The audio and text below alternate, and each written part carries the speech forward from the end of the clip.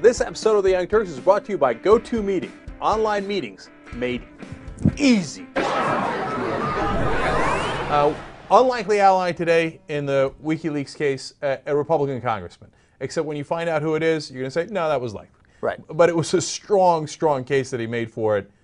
Ron Paul from Texas stepping up at the floor of the House and kicking some ass. Let's go to the beginning of his speech here.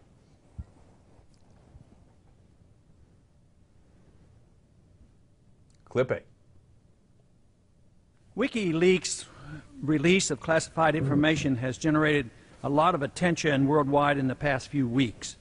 The hysterical reaction makes one wonder if this is not an example of killing the messenger for the bad news.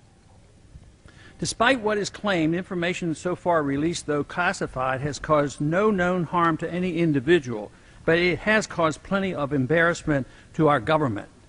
Losing a grip on our empire is not welcomed by the neoconservatives in charge. There is now more information confirming that Saudi Arabia is a principal supporter and financier of al-Qaeda, and this should set off alarm bells since we guarantee its Sharia-run government. This emphasizes even more the fact that no al-Qaeda existed in Iraq before 9/11, and yet we went to war against Iraq based on the lie that it did. It has been charged by self-proclaimed experts that Julian Assange, the internet publisher of this information, has committed a heinous crime deserving prosecution for treason and execution or even assassination. But should we not at least ask how the U.S. government can charge an Australian citizen with treason for publishing U.S. secret information that he did not steal? And if WikiLeaks is to be prosecuted for publishing classified documents, why shouldn't the Washington Post, the New York Times, and others that have also published these documents be prosecuted? Actually, some in Congress are threatening this as well. Documents! Okay. What is that one? It's just the lady from a local newscast. She was against the documents. Ron Paul's in favor of releasing the documents, and he's right. And he's saying, look, these guys that are on the right, of course referring to Fox News hosts and Sarah Palin, saying we should drop a bomb on Assange's head. He's like, well, where do you stop? Are you going to do it in the New York Times next? And he's like, look, what's more harmful? What we did in invading these countries and getting these people killed, or finding out about it? It's the most elementary question, and he's just 1,000,000% right. Now, I have tremendous respect for Ron Paul. I mean, look, there are places where I wildly disagree with him, and I wouldn't want him to be in charge, I'll be honest, okay? Because his ideas on tightening credit are draconian in the other direction, if you ask me, right? But he's such a great voice to have, because nobody else is saying this, Democrat or Republican. So now let's go to the end of his speech. Now, he's listing all these interesting questions. We're going to catch him in the middle here and then watch the end. Number 5, which has resulted in the greatest number of deaths? Lying us into war, or WikiLeaks revelations, or the release of the Pentagon Papers? If Assange can be convicted of a crime for publishing information that he did not steal, what does this say about the future of the First Amendment and the independence of the Internet? Number 7, could it be that the real reason for the near universal attacks on WikiLeaks is more about secretly maintaining a seriously flawed foreign policy of empire than it is about national security? Number 8, is there not a huge difference between releasing secret information to help the enemy in a time of declared war, which is treason, and the releasing of information to expose our government lies that promote secret wars, death, and corruption? Number 9, was it not once considered patriotic to stand up to our government when it's wrong? You know, back in the day, people would, during the primaries in 2008, and you know, everybody would, his supporters, they don't say Ron Paul or Congressman Paul, they say Dr. Paul. Right. Dr. Paul. But you know what? I got to give it to him. That was a hell of a speech, Dr. Paul.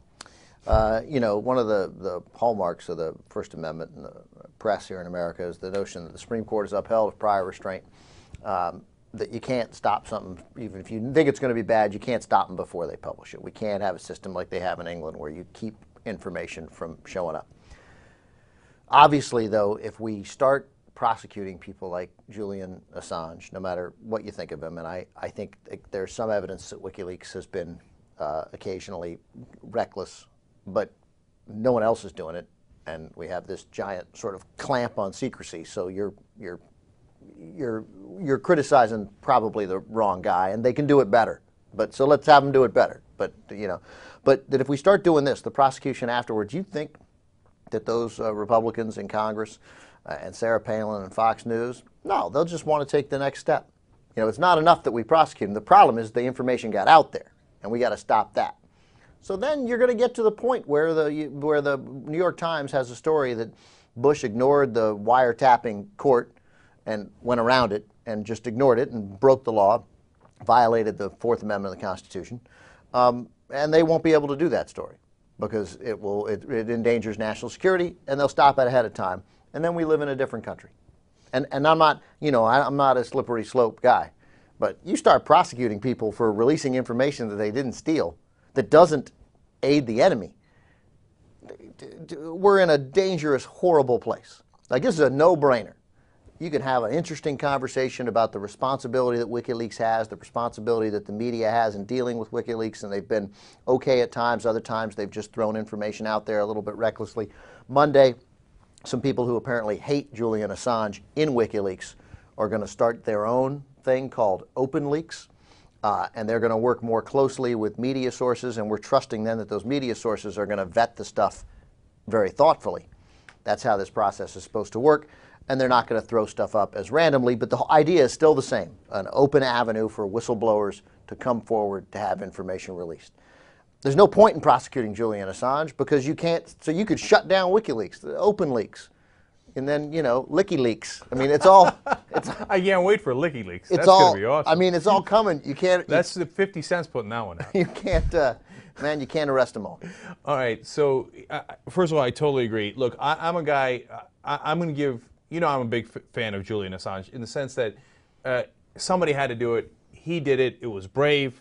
And what always happens is that they criticize the manner in which you did it, right? Yes, that's right. Right? But that's bullshit, okay? They hate that he's actually revealing secrets that they wanted to keep because they were doing things that were wrong, like killing innocent journalists, as we saw in the tape, in the Iraq tape. 15,000 extra civilians killed, which they never were going to admit until Julian Assange leaked this stuff. Okay, but I think the open leaks development, I agree with Ben, is awesome.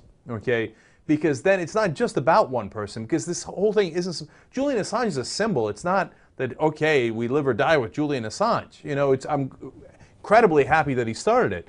But even if OpenLeaks is against Julian Assange, but they're leaking in a different way, great. Yes. Have at it, Hoss. Yeah, okay? It's being started by the former WikiLeaks spokesman who once referred to Assange as a slave driver. And ironically, they say one of the reasons that they're doing this is because Assange keeps the WikiLeaks process muddied and unclear. And they're like, man, we need transparency for us. People got to know what we're doing. Like, you can't sort of have a crusade for transparency and openness in government and then have our process not be transparent. We're going to start this new thing. We're going to be totally transparent, and we're going to try to get more transparency from foreign states. And all of this leads back to the Thor data center.